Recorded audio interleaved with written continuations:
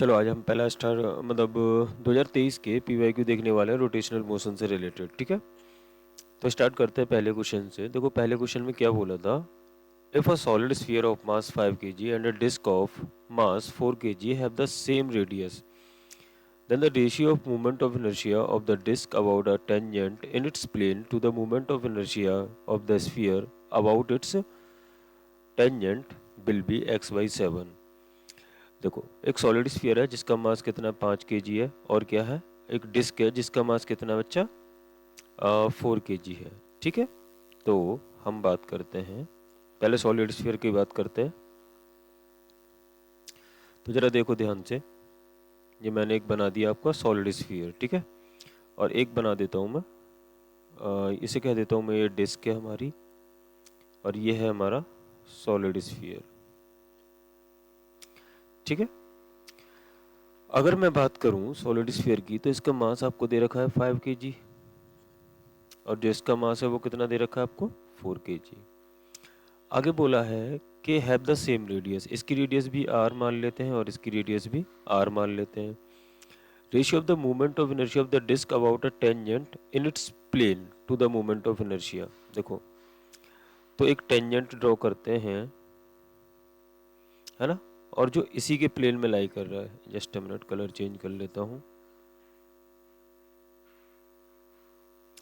एक tangent draw करते हैं जो क्या कर रहा है, इसी के प्लेन में लाई कर रहा है, जैसे ये हो गया।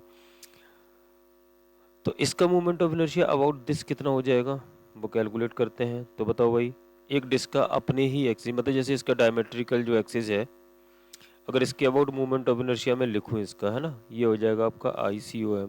तो ये डिस्क के लिए होता है आपका mr² बाई 4 होता है। अब यहाँ पर ये जो सेपरेशन होगा, क्योंकि हमें टेंजेंट के अबाउट निकालना है, ये r के बराबर है, तो सीधा सीधा पैरेलल एक्सिस थ्योरम आप यहाँ पर लगा दोगे। आप बोलोगे मोमेंट ऑफ इनर्शिया, अगर ये एक्सिस अपना AB एक्सिस है तो about AB is equal to हो जाएगा moment of inertia about centre of mass plus how much m/d²। और यहाँ पर आप देख पा रहे हो जो d है, separation between the two axis, वो r के बराबर है। तो जो IAB हो गया वो कितना हो जाएगा आपका mr² बाई 4 प्लस m/r²। ये हो जाएगा आपका 5mr² बाई 4। और मास जो दे रखा था वो कितना 4 kg दे रखा है, तो 4 kg, 4 से 4 कैंसिल आउट हो जाएगा, ये आ जाएगा आपके पास 5r²। अब बात करते हैं सॉलिड स्फीयर के बारे में। तो कह रहे हैं कि the movement of inertia of the sphere about its tangent will be. तो मूवमेंट सॉलिड स्फीयर के केस में भी मुझे किसके अबाउट निकालना है भाई, टेंजेंट के अबाउट ही निकालना है। तो टेंजेंट के अबाउट अगर निकालना है तो जरा इसको भी ड्रॉ कर देते हैं। इसका जो टेंजेंट है वो कुछ ये इस तरह का टेंजेंट हो गया। इसके अबाउट मुझे निकालना है तो इसका भी मैं सेंटर के अबाउट ही निकालूंगा।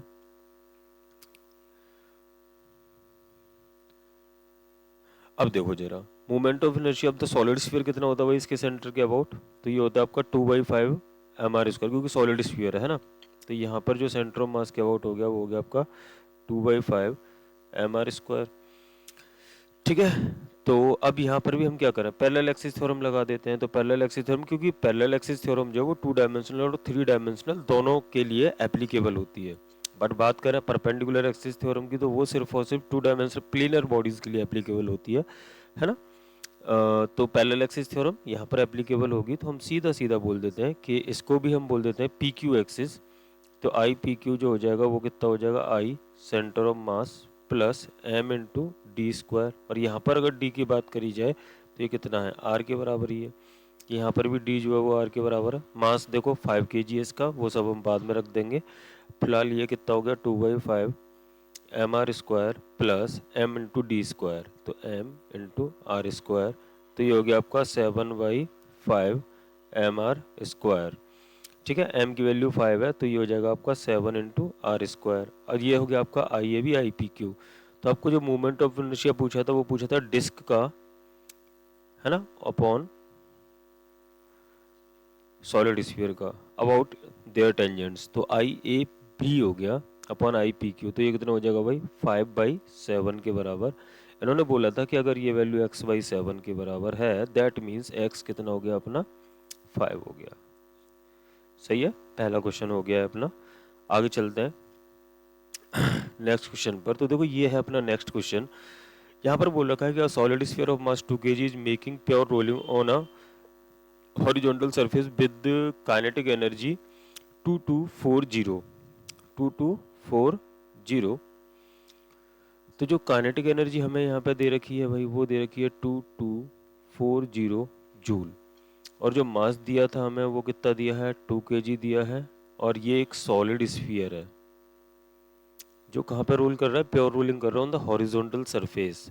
The velocity of centre of mass of the sphere will be. तो देखो सिंपल सी बात है, जैसे ये है एक बॉडी, सॉलिड स्फीयर है, ये वीक से रोल कर रहा है और ओमेगा इसके पास एंगुलर वेलोसिटी है। इसकी रेडियस को मैं कह दूं आर, तो यहाँ पे simply v equal to omega r होने ही वाला है। सीधा सीधा काइनेटिक एनर्जी के बारे में बात करते हैं। तो टोटल काइनेटिक एनर्जी मैंने आपको पिछली वीडियो में भी बताई थी, वो कितना होता है, half of 1 + c into m v square. ठीक है, सॉलिड स्फीयर के केस में जो c हो जाएगा वो कितना हो जाएगा, इस केस में ये हो जाएगा आपके पास 2/5। तो यहाँ पर हम सब्स्टिट्यूट कर देते हैं उसकी वैल्यू, ये हो गया 1 + 2/5। मास की बात करें तो 2 kg है इंटू वी स्क्वायर। और यही टोटल काइनेटिक एनर्जी जो किसके बराबर है, 2240 के बराबर है।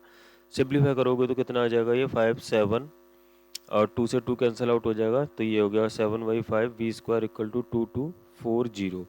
क्लियर है। तो यहाँ से v square is equal to हो जाएगा 2240 मल्टीप्लाइड विद 5/7।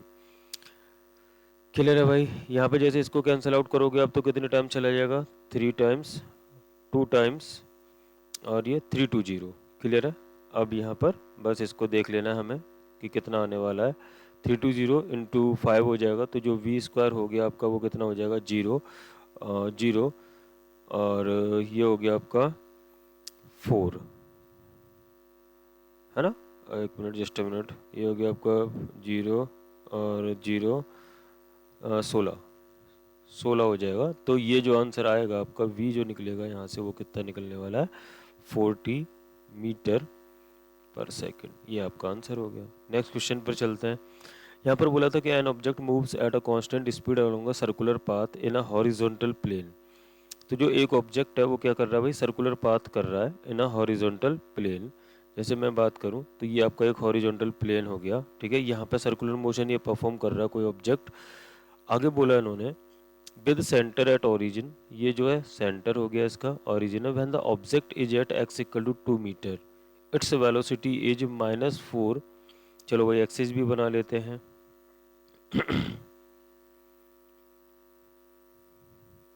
देखो इसका जो एक एक्सिस ये और एक एक्सिस ये हो गया।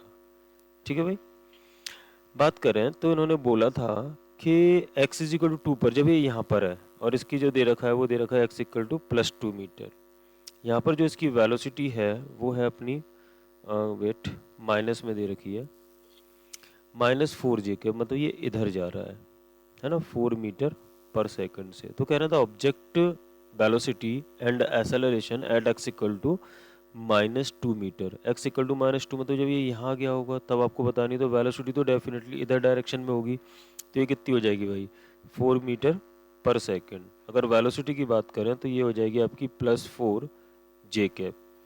ठीक है, metre per second of course. और एसेलरेशन की अगर बात करी जाए तो एसेलरेशन कितना हो जाएगा भाई यहाँ पर, तो एसेलरेशन जो होने वाला है वो कौन सा, ये है ना, सेंट्रीपिटल एसेलरेशन, जो किसके बराबर होता है आपका v²/r के बराबर होता है। पहले तो मैग्नीट्यूड की बात कर लेते हैं, तो v कितना 4 है, तो ये 16 हो गया, डिवाइड बाई रेडियस की बात करें तो 2 है, तो ये हो गया आपका 8।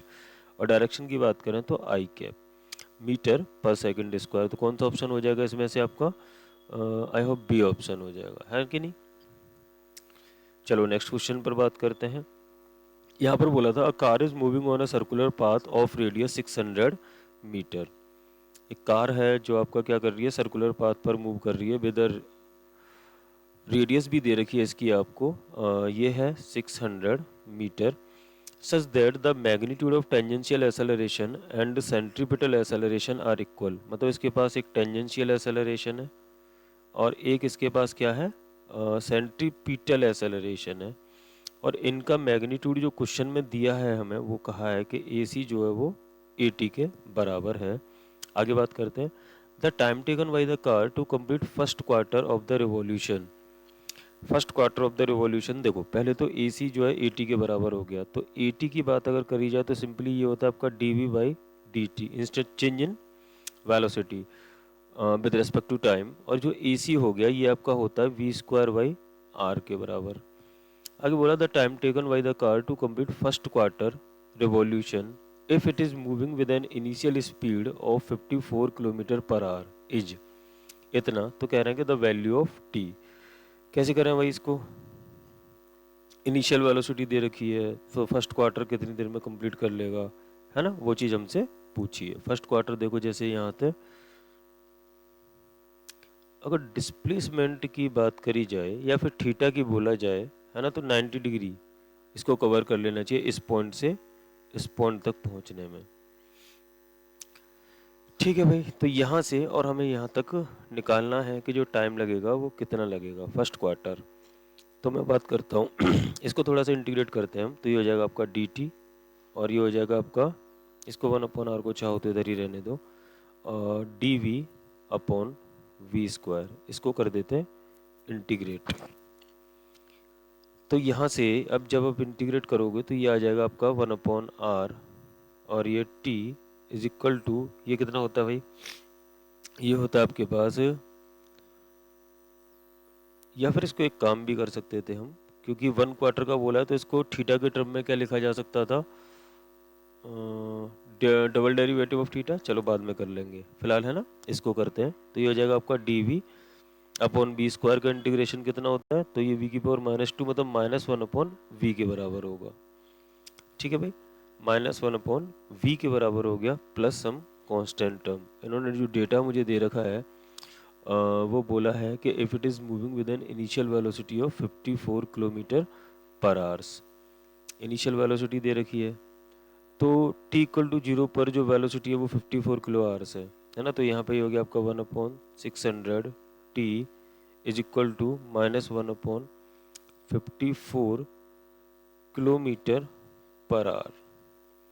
ठीक है, प्लस c, तो यहाँ से आप क्या निकाल लोगे, c की वैल्यू निकाल लोगे, तो यहाँ से t इक्वल टू 0, इसको कर दो 0, है ना, तो जहाँ से c निकला आपका वो निकलेगा 1/54 किलोमीटर पर आवर्स, मीन्स सी की वैल्यू इतनी निकल आई, आर पर किलोमीटर मतलब इनवर्स में आएगा ना यार ये, तो यूनिट भी उल्टी हो जाएगी।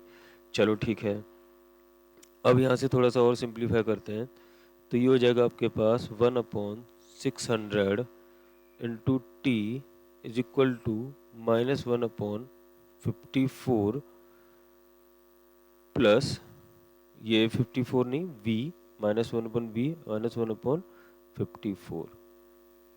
ठीक, एक और चीज़ देखने वाली है कि भाई ये मीटर में दे रखा है आपको, है ना, और ये किलोमीटर में चल रहा है, तो इसको मीटर में कन्वर्ट करो, किलोमीटर में कर लेते हैं चलो इसको, तो ये हो गया आपका 0.6, है ना, तो इस तरीके से रख देते हैं इसको। अब जो वेलोसिटी होती है वो क्या होती है भाई अपने पास, d theta upon d t होती है, तो इसको जरा यहाँ पे सब्स्टिट्यूट कर दो, तो ये हो जाएगा आपका 10/6 t is equal to minus d t upon d theta plus 1/54। थोड़ा सा रीअरेंज कर लोगे चीज़ों को, तो ये इधर जैसे जाएगा तो ये जाएगा आपका 10/6 टी माइनस 1/54, है ना, is equal to d t upon d theta, minus का रीअरेंज करो तो d theta is equal to हो गया minus d t upon this thing, है ना, 10/6 टी माइनस 1/54। क्लियर है, अब इसको अपने को करना है इंटीग्रेट, ये चीज़ें देखो सिंप्लीफाई हो जाएंगी, इस माइनस को यहाँ लगा देते हैं, यहाँ पे इंटीग्रेशन, यहाँ पे इंटीग्रेशन, और जो लिमिट होंगी t equal to 0, t equal to 0 पर थीटा 0 था, टी इक्वल टू टी पर जो थीटा होगा वो कितना होगा, ये हो जाएगा आपका π/2 के बराबर। जब आप इसको सिंप्लीफाई करोगे तो आपका आंसर जो है वो आ जाएगा। ठीक है भाई, यहाँ से लॉग वॉग का टर्म आएगा, फिर वो एक्सपोनेंशियल टर्म बन जाएगा, तो इस तरह का एक फंक्शन बन जाएगा। क्लियर है, थोड़ा सा आगे बढ़ जाते हैं, अब हम ये सिंप्लीफाई कर लेना। क्वेश्चन नंबर इसको देखो, a thin uniform rod of length 2 metre, एक यूनिफॉर्म रॉड है है ना, जिसकी लेंथ कितनी दे रखी है हमको भाई, 2 मीटर के बराबर दे रखी है। जैसे मैं बात करूं तो ये आपकी एक रॉड हो गई जिसकी लेंथ हमें क्वेश्चन में दी है 2 मीटर के बराबर। आगे बोला क्रॉस सेक्शनल एरिया, इसका जो क्रॉस सेक्शनल एरिया है ये है कैपिटल ए। डेंसिटी भी दे रखी है इन्होंने हमें, डेंसिटी डी दे रखी है, rotated about an axis passing through the centre and perpendicular to its length. मतलब एक एक्सिस है जो क्या है, परपेंडिकुलर है इसके और सेंटर से पास कर रहा है कुछ ये। आगे क्या बोला, and perpendicular to its length and with angular velocity omega, omega से रोटेट कर रही है rod. If value of omega in terms of its rotational kinetic energy E is इतनी, ठीक है, value of omega in terms of rotational kinetic energy E, तो rotational kinetic energy कितनी है, होती है भाई half of I into omega square होती है, ठीक है। और then the value of alpha is, first of all तो moment of inertia of the rod जो होता है अबाउट द सेंटर, है ना, ये होता है आपका एम एल स्क्वायर बाई 12 होता है। मास की बात करें तो मास कितना हो जाएगा भाई यहाँ पर, cross sectional area into length into density, ये मास हो जाएगा। क्रॉस सेक्शनल एरिया ए दिया है, लेंथ 2 मीटर दी है, डेंसिटी डी दी है ना, तो यहाँ पे पुट कर देते हैं तो ये हो जाएगा आपके पास 2a d, ये मास हो गया। यहाँ पे IC की वैल्यू निकालते हैं तो ये हो जाएगा आपके पास, मास को रख देते हैं 2a d into L square, L की वैल्यू 2 मीटर दी है तो ये 2 का स्क्वायर डिवाइडेड बाई 12, ये 4 हो गया, ये 3 टाइम्स कैंसिल आउट हो जाएगा तो ये हो गया आपके पास 2/3 AD, ये मोमेंट ऑफ इनर्शिया आपके पास, बस यहाँ पे पुट कर देते हैं अब। तो यहाँ पे जो एनर्जी आ गया, ये आ गया आपके पास how much, 1/2 into 2/3 AD into omega square. तो यहाँ से 2 से 2 गया, जो ओमेगा स्क्वायर आ गया आपके पास, या फिर स्क्वायर रूट ऑफ ओमेगा जो आ जाएगा सीधा सीधा वो आ जाएगा 3E/AD। तो अल्फा कितना आ गया भाई, 3 आ गया। आगे बढ़ा, नेक्स्ट ये वाला क्वेश्चन देखो, यहाँ पर उन्होंने बोला था a uniform disc of mass 0.5 kg, एक यूनिफॉर्म डिस्क है जिसका मास आपको दे रखा है 0.5 kg, रेडियस जो दे रखी है ये आपको स्मॉल आर दे रखी है, is projected with velocity 18 metre per second at t equal to 0 on a rough horizontal surface. It start off with an purely sliding motion at t equal to 0 second, और बोला कि after 2 second it acquire a purely rolling motion, 2 second के बाद ये क्या करता है, purely rolling motion start कर देता है।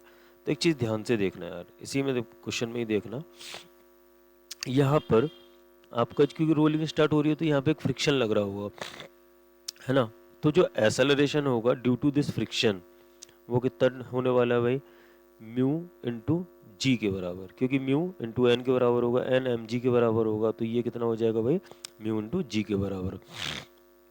तो यहाँ पर और इवन ये रिटार्डेशन भी है क्योंकि भैया अपोज कर रहा है मोशन को, है ना, न ट्रांसलेशनल मोशन को अपोज कर रहा है, रोटेशनल को सपोर्ट कर रहा है, तो ट्रांसलेशनल के केस में ये इतना हो जाएगा।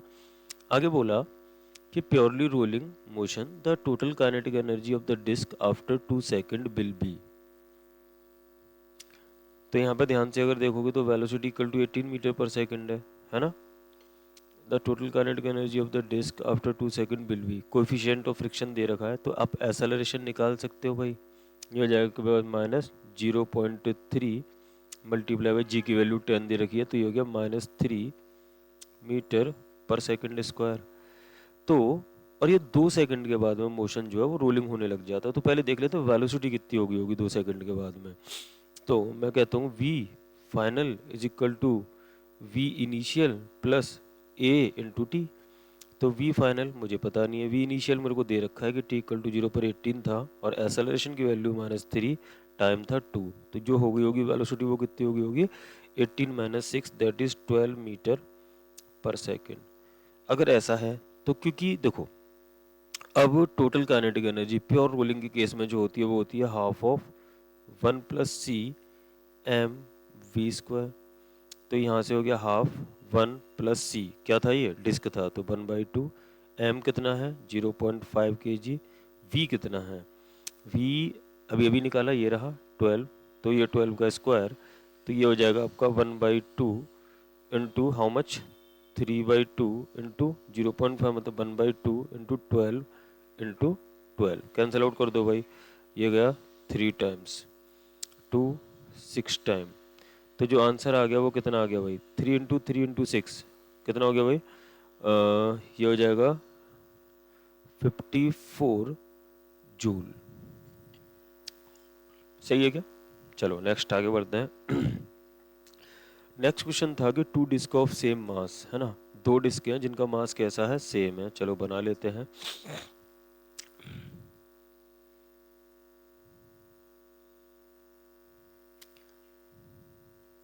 ये कुछ दो डिस्क है ना जिनका मास कैसा दे रखा है, सेम दे रखा है, एंड डिफरेंट रेडियाई, इनकी रेडियाई तो डिफरेंट है भाई। अब क्या करें, कोई बात नहीं, इसकी जो रेडियस है इसको मैं बोल देता हूँ r1, और इसकी जो रेडियस है इसको मैं बोल देता हूँ r2। जो मासेस दे रखे हैं वो कैसे दे रखे हैं, इनके सेम दे रखे हैं, इसका मास mkg और इसका मास भी mkg। आगे बोला कि are made of different material such that their thickness are 1 centimetre and 0। अब बहुत बढ़िया, थिकनेस भी दे रखी है, चलो यहाँ t1 से रिप्रेजेंट कर देते हैं। ये हो गया आपका 1 सेंटीमीटर और इसकी जो थिकनेस है वो हो गया आपका 0.5 centimetre respectively. The density of the material are in the ratio of 3:5। Density जो दे रखी है इनकी, क्योंकि दूसरे मटेरियल से बने हुए डिफरेंट डिफरेंट, तो ये हो जाएगा 3:5। अब कहना है कि the movement of inertia of these disc respectively about their diameters will be in the ratio of. तो पहले तो अपने को R1 और R2 में रिलेशन निकाल लेना चाहिए। देखो कैसे निकालेंगे कि मास सेम है, मास सेम है और डेंसिटी का रिलेशन दे रखा है, तो हम जानते हैं कि जो मास होता है ये कितना होता है भाई, डेंसिटी इनटू वॉल्यूम होता है। ठीक है, इन दोनों के केस में ना हम इनको डिवाइड कर दें तो आप बोलोगे कि जो वॉल्यूम आएगा, क्योंकि मास कांस्टेंट है तो density is inversely proportional to volume होगी, मतलब V1/V2 जो होगा वो डेफिनेटली D2/D1 के बराबर हो जाएगा, है ना भाई। B1D1 इक्वल टू V2D2 करोगे, मास सेम है, तो ये हो जाएगा। वॉल्यूम को अगर लिखना है तो देखो इसका कितना हो जाएगा, पहले वाले का तो पाई R1² into T1, in the same में कितना पाई R2² इंटू T2, और ये हो जाएगा आपका D2/D1। बोलो भाई, पाई से पाई गया, R1/R2 इनका जो रेशियो का स्क्वायर है ये हो जाएगा आपका D2/D1 मल्टीप्लाइड विद T2/T1। तो ये D2/D1 5/3 है, और अगर बात करी जाए T2/T1 तो 0.5/1। यूनिट की चिंता करनी नहीं है, रेशियो है, कैंसिल आउट हो जाएगा। तो ये हो गया 1/2, हाउ मच 5 ये 1/2 हो जाएगा तो 5/6 हो गया। क्लियर है? तो मूवमेंट ऑफ इनर्शिया सिंपली दो डिस्क का है तो कितना होने वाला है, यही होने वाला है फिर तो मूवमेंट ऑफ इनर्शिया, क्योंकि होगा क्या भाई, m r1² है ना, मतलब half of m r1² upon half of m r2², क्योंकि m सेम है, हाफ से हाफ कैंसिल आउट हो जाएगा तो r1/r2। The movement of inertia of these disc respective about their diameter, diameter बोला था यार, है ना, तो 1/4 आ जाएगा। अगेन वो चीज़ कोई इफेक्ट नहीं डालने वाली, जो मेरा आंसर हो गया the moment of these discs respectively about their diameters will be in the ratio of, लेकिन 5/6 थोड़ा गड़बड़ नहीं जा रहा है, चेक करते हैं क्या हुआ है। mkg 3/5 ये हो गया R1² T1 पाई R2² T2 इंटू T1 को टू D2/D1। तो यहाँ पे सिंप्लीफाई करोगे तो ये हो गया T2 T1 इधर आ गया, R1/R2 D2/D1 into T2/T1। Densities का जो रेशियो हमें दे रखा है वो 3/5 दे रखा है, तो ये हो जाएगा D2/D1 5/3 हो गया। और अगर रेडियस की बात करें, सॉरी थिकनेस की बात करें, तो इसकी 0.5 सेंटीमीटर है, इसकी 1 सेंटीमीटर है।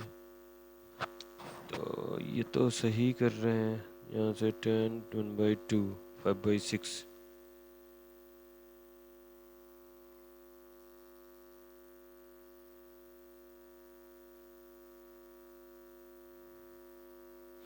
यही आ रहा है यार, है ना।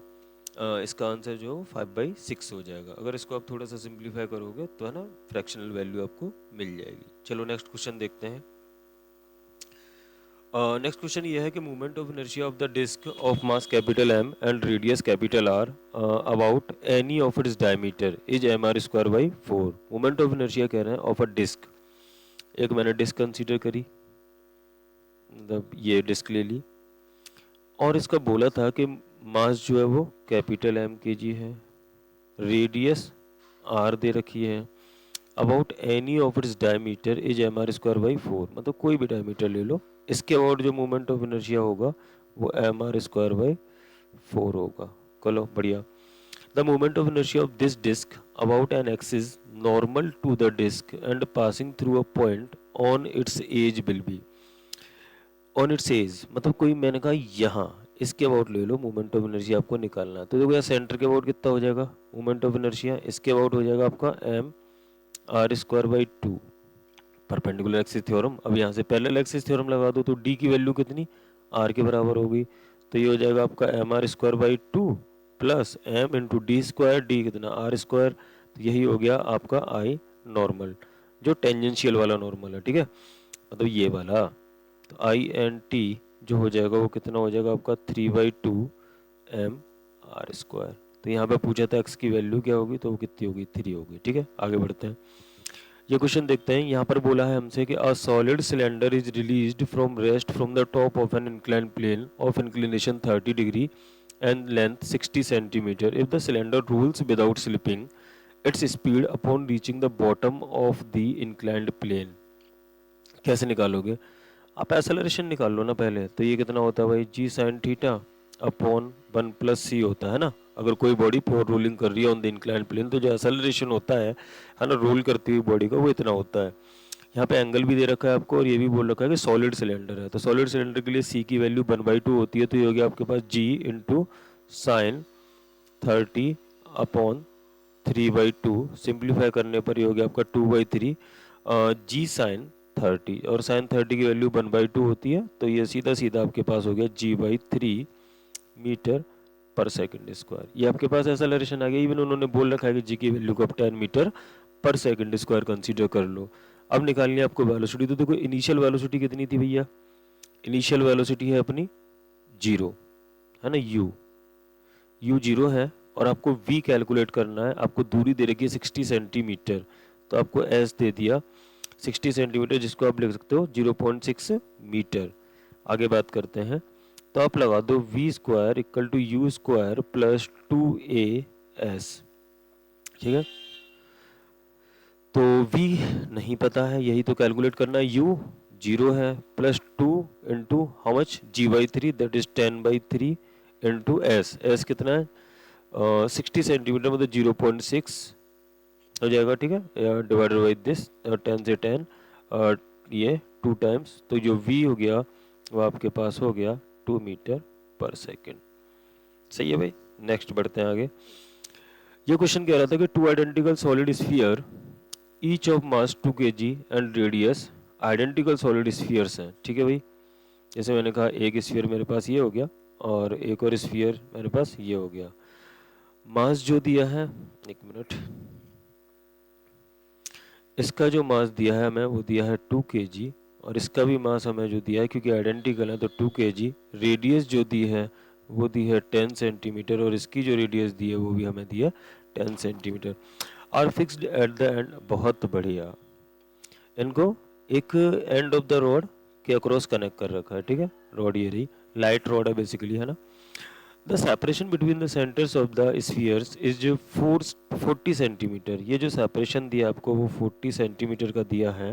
The moment of inertia of the system about an axis perpendicular to the rod and passing through its middle point. एक एक्सिस है जो कहाँ से पास कर रहा है, इनके मिड पॉइंट से पास कर रहा है, उसके अबाउट आपको मोमेंट ऑफ इनर्शिया बताना है। मैंने कहा ये मेरा एक्सिस है, इसके अबाउट आपको क्या बताना है, मोमेंट ऑफ इनर्शिया बताना है। अगर ये सिस्टम इसके अबाउट रोटेट कर रहा है तो सीधा सीधा पहले तो देखो यहाँ से यहाँ तक की दूरी कितनी है भाई, 20 सेंटीमीटर होगी, है कि नहीं। एक का लिखते हैं मल्टीप्लाई बाय 2 कर देंगे, तो इसका लिखेंगे तो मोमेंट ऑफ इनर्शिया अबाउट इसका इसके सेंटर ऑफ मास के अबाउट कितना होगा भाई, तो ये हो जाएगा 2/5 mr² होता है, 2/5 m इंटू आर स्क्वायर। सही है। अब हम निकालते हैं इसके पूरे सिस्टम के सेंटर के अबाउट, इस पॉइंट को मैं P बोल देता हूँ, तो मैं निकालूंगा P पॉइंट के अबाउट, तो ये हो जाएगा आपका ICOM plus m into D square.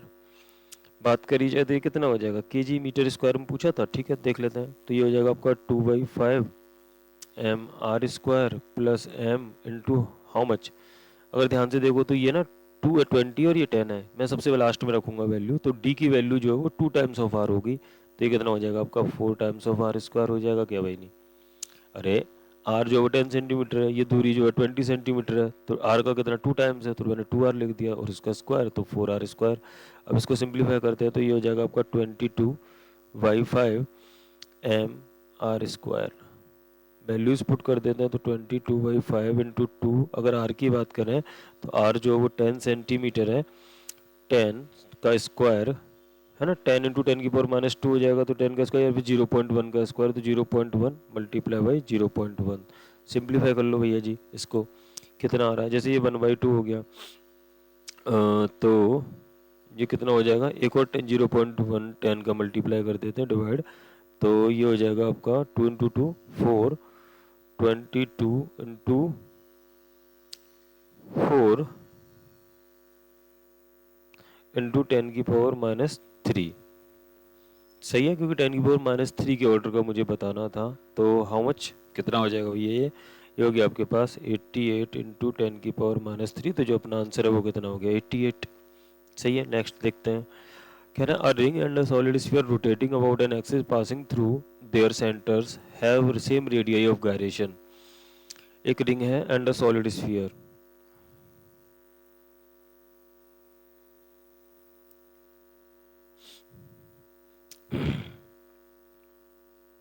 मैंने कहा ये मेरी क्या है, रिंग है, और एक ले लेता हूं मैं सॉलिड स्फीयर, ये मेरा सॉलिड स्फीयर है, ठीक भाई, और ये मेरी रिंग है। An axis passing through their centers have same radii of gyration. The axis of rotation is perpendicular to the plane of the ring. जो इसका एक्सिस ऑफ रोटेशन है वो क्या है, perpendicular to the plane of the ring है। ये तो 3 dimensional body है, तो एज सच कोई मायने रखेगा नहीं इसका एक्सिस कि परपेंडिकुलर था पैरेलल था। Radius of gyration in this case कितनी होगी, तो देखो इसके सेंटर से पास कर रहा है, तो जो इसका मोमेंट ऑफ इनर्शिया होगा वो कितना होगा भाई, यहाँ पे लिखेंगे हम आई रिंग अबाउट इट्स सेंटर, ठीक भाई, तो ये हो जाएगा आपके पास mr²। अगर इसकी बात करें तो ISS solid sphere about its centre, ये हो जाएगा आपके पास 2/5 mr²। Radius same radius of gyration, इसको r1 बोलते हैं और इसको r2 बोलते हैं। रेडियस ऑफ गायरेशन सेम दे रखा है, अगर यहाँ पर रेडियस ऑफ गायरेशन की बात करूँ, जैसे स्मॉल r1 से रिप्रेजेंट करता हूँ, तो वो कितना हो गया, r1 के बराबर ही आता हुआ दिख रहा है मुझे। और अगर यहाँ पर रेडियस ऑफ गायरेशन की बात करूँ दूसरे केस में, तो ये कितना आ जाएगा अपना √2/5 r2, और ये दोनों क्या दे रखी है मुझे, r1 equal to r2, radius of gyration same दे रखी है, मतलब r1 is equal to √2/5 r2, ठीक है, ये रिलेशन आ गया।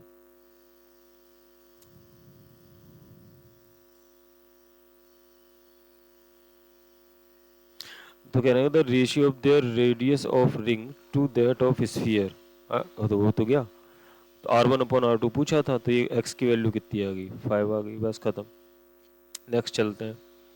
The moment of inertia of a semi circular ring about an axis, moment of inertia of a semi circular ring about an axis passing through the centre and perpendicular to the plane.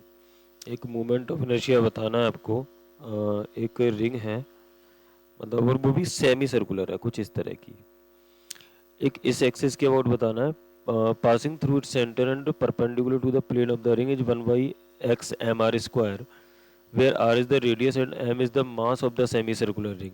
चलो बढ़िया है, mass दे दिया m kg, इसकी radius दे दी r, तो simply यार कितना हो जाएगा मोमेंट ऑफ इनर्शिया, देखो डिस्ट्रीब्यूशन एक छोटा सा एलिमेंट लोगे dm, है ना, और इसको अगर ध्यान से आप देखोगे तो कितनी दूरी पर है, r दूरी पर है।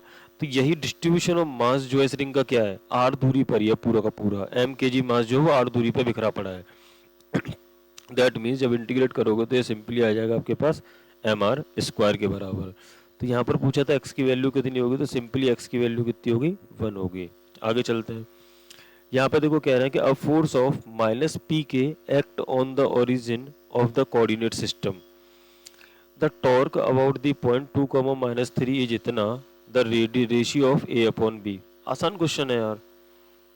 इतना फोर्स है, इस पॉइंट के अबाउट आपको टॉर्क निकालना है ओरिजिन पर, ठीक है।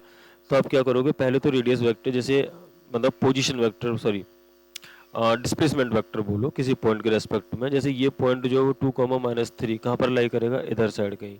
ये पॉइंट है आपका 2, -3, ओरिजिन के अबाउट निकालना है। तो ये कितना हो जाएगा आपका, ध्यान से देखना, ये वाला है ना पोजीशन वेक्टर, ये हो गया 0, और यहाँ पर जो फोर्स लग रहा है वो -p के कैप लग रहा है। तो ये डिस्प्लेसमेंट वेक्टर जो है इसको मैं बोलूँगा ROP वेक्टर, ठीक है भैया। तो ये हो जाएगा आपका कितना, how much, head minus tell करोगे तो -2 आई कैप प्लस इसको कितना आ जाएगा, ये 3 जे कैप। ये आ गया आपके पास आर वेक्टर। अब आप जानते हो जो टॉर्क होता है वो कितना होता है, r vector cross f vector होता है। तो ये कितना हो गया, -2 i cap plus 3 j cap multiplied with f जो कितना है -p के कैप के बराबर है। इनको आप कर दोगे मल्टीप्लाई तो ये आपके पास आ जाएगा, देखो आई क्रॉस के, ये देख लो ना यार, आई जे के है ना। तो देखो आई क्रॉस के करोगे तो -j आएगा, तो ये हो जाएगा 2 माइनस और माइनस हो गया पहली बार तो प्लस, तो 2p और एक माइनस आ जाएगा क्योंकि j कैप आने वाला है, ठीक है, -j कैप, तो -2j कैप हो गया प्लस 3j क्रॉस के आई कैप आएगा, ठीक है भाई। और ये माइनस में तो माइनस माइनस माइनस ही रहेगा 3 इंटू पी, क्योंकि j क्रॉस के ये तो पॉजिटिव में आने वाला है ना आई कैप, तो आई कैप ये हो गया। और इसको अब कंपेयर करना है, हमें कह रहे थे कि जो p a i cap plus b j cap, p common ले लोगे तो ए की वैल्यू कितनी हो गई, -2 हो गई, बी की वैल्यू कितनी हो गई, -3 हो गई। ना ना ना ना ना उल्टा है, ध्यान से देखो, ये जे है और ये आई है, तो हमने जे पहले लिख रखा है। तो यहाँ पर ए जो हो गया वो -3 हो गया और जो बी हो गया वो -2 हो गया, ठीक है भाई। ए -3 बी इतना, तो कह रहे थे कि ए अपॉन बी की वैल्यू कितनी होगी, तो 3:2 होगी ना, ए अपॉन बी 3/2। तो उन्होंने पूछा था x कितना होगा, तो x कितना होगा, 3 होगा, खत्म। नेक्स्ट क्वेश्चन पर चलते हैं। अ solid sphere of mass 500 gram and radius 5 centimetre is rotated about one of its diameter. तो यहाँ पर आपको बोला था कि जो मास है वो आपका कितना है, 500 ग्राम है। मतलब ये कितना हो जाएगा आपका, अगर इसे करोगे सिंप्लीफाई तो 0.5 kg हो गया। रेडियस जो दी थी वो कितनी दी थी, 5 सेंटीमीटर दी है। इसका मतलब कितना हो गया, 0.05 metre. Is rotated about one of its diameter with an angular speed इतना। सॉलिड स्फीयर एक डायमीटर के अबाउट क्या कर रहा है, रोटेट कर रहा है ओमेगा से। अगर इसकी पूछा गया if the moment of inertia of the sphere about its tangent is इतना times its angular momentum about the diameter then the value of x is. बहुत बढ़िया। ये कहा कि जो इसका about its tangent, movement of inertia about its tangent, इसको बोल देते हैं आई ए बी। तो I A B is equal to how much, x into 10⁻², ठीक है भाई, times of angular momentum about its diameter. Angular momentum about its diameter होगा वो I C O M into omega हो जाएगा। तो इसको मैं लिख देता हूँ I A B is equal to x into 10⁻² I centre of mass I C into omega, ठीक है भैया। अब आई ए वी की बात करें तो यहाँ पे तो हमें क्या लगाना पड़ेगा, I C plus m r square, parallel axis theorem है ना, divided by I C omega, ये हो जाएगा आपका एक्स इंटू 10⁻²। अब आई सी की बात करें तो कितना होता है भाई, 2/5 MR² होता है। आसान क्वेश्चन है, सिर्फ कैलकुलेटिव है थोड़ा। आई सी कितना हो गया भाई, 2/5 MR² इंटू ओमेगा, सब कुछ दे रखा है। ये पहले तो हो गया आपका 7/5 mr² अपॉन ये हो गया आपके पास 2/5 mr² इंटू ओमेगा। ये निपटाओ 5 से 5 निपटाओ, और ये हो गया आपका x इंटू 10⁻⁻²। इसको सिंप्लीफाई करोगे आप तो ये कितना आ गया आपके पास, ओमेगा की वैल्यू 10 रेडियन दे रखी है, तो 7/2 इंटू 10। सही है ना यार। टेंजेंट के अबाउट हो गया ये सॉलिड स्फीयर था 2/5, और if the moment of inertia of the sphere about its tangent is इतना टाइम्स इट्स एंगुलर मोमेंटम। तो टेंजेंट के अबाउट मोमेंट ऑफ इनर्शिया इतना हो गया, सही है, is equal to x into 10⁻⁻²। अब इसको कर लो भाई सिंप्लीफाई, तो ये कितना हो जाएगा आपका x is equal to 7 into 100 divided by 20। 5 times गया, x की वैल्यू कितनी आ गई भैया, 35 आ गई, खत्म। Next, a circular plate is rotating horizontal, circular plate है is rotating horizontal plane about an axis passing through its center perpendicular to the plate with an angular velocity omega. A person sit at the center having two dumbbell in his hand. When he stretches out his hand, the moment of inertia of the system becomes triple. If E be the initial kinetic energy of the system, then final kinetic energy will be. आसान question है। देखो जैसे इन्होंने क्या किया, ये आपकी disc थी, ये क्या था आपका, ये था आपका एक्सिस ऑफ रोटेशन। यहाँ पे एक बंदा खड़ा है, ठीक है, जिसके है ना हाथों में क्या दे रखा है इन्होंने, बोले डम्बेल हैं, ठीक है भाई, इन हिज हैंड। अब ये क्या करता है, जब इनको स्ट्रेच करता है अपने हाथों को ऐसे खोलेगा, तो जो मूवमेंट ऑफ इनर्शिया है, पहले आई था तो बाद में कितना हो जाता है, 3I हो जाता है। तो देखो पहले अगर एंगुलर वेलोसिटी ओमेगा थी, ठीक है, तो बाद में कितनी आई हो जाएगी भाई, ओमेगा/3। सिंपल एंगुलर मोमेंटम कंजर्वेशन भाई, है कि नहीं, क्योंकि कोई टॉर्क जनरेट नहीं होगा अबाउट एक्सिस ऑफ रोटेशन। तो एक चीज़ देखना, इनिशियल काइनेटिक एनर्जी बात करूँ तो कितनी होगी आपकी, half of I into omega square, है ना, और जो फाइनल काइनेटिक एनर्जी होगी वो कितनी होगी, हाफ ऑफ 3I इंटू ओमेगा/3 का होल स्क्वायर। तो ये कितना हो गया आपका, half of I omega square multiplied by 1/3। सही है। और इन्होंने मुझसे पूछा था कि if E V the initial kinetic energy, इसको इन्होंने ई बोल दिया है, तो कह रहे हैं कि then the final kinetic energy will be E/x। चलो कर देते हैं भाई, फाइनल काइनेटिक एनर्जी जब ई फाइनल या फिर के फाइनल, ये हो जाएगा आपका E/3। तो x कितना आ गया आपके पास, 3 आ गया, खत्म। नेक्स्ट चलते हैं। For a rolling spherical shell, कह रहे हैं कि the ratio of rotational kinetic energy and total kinetic energy, बहुत ही चिंदी क्वेश्चन है। रोलिंग स्फेरिकल सेल है, तो रोटेशनल काइनेटिक एनर्जी जो होती है वो कितनी होती है आपकी, half of I into omega square. और टोटल काइनेटिक एनर्जी जो होती है रोलिंग बॉडी की, वो होती है half of 1+c into mb²। इसको भी बेसिकली हम b के टर्म में लिख सकते हैं, ये हो जाएगा आपका हाफ ऑफ cmv²। खत्म। आपको रेशियो पूछा था, तो kr/kt इज इक्वल टू हो जाएगा आपका c/1+c के बराबर। स्फेरिकल सेल है, तो ये कितना होता है भाई, 2/3, 1+2/3, हाउ मच, इट इज 2/3/5/3, तो ये हो जाएगा 2/5। तो x की वैल्यू पूछी थी, x क्यों, मतलब ये वाली जो वैल्यू है x/5 के बराबर दे रखी, तो x कितना हो जाएगा भाई, 2 के बराबर हो जाएगा। Next, A solid sphere is rolling on a horizontal plane without slipping. एक solid sphere है जो roll कर रहा है on a horizontal plane without slipping. If the ratio of angular momentum about axis of rotation of the sphere to the total energy of moving sphere L/kt, है ना, ये जो दिया है वो दिया आपको n/22। The value of its angular, पाई है क्या है ये थोड़ा सा कंफ्यूजिंग है।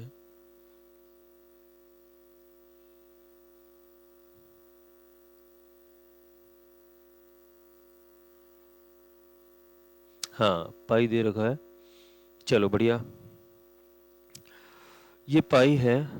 बात करते हैं, कैंसिल आउट हो रहा होगा या तो कहीं।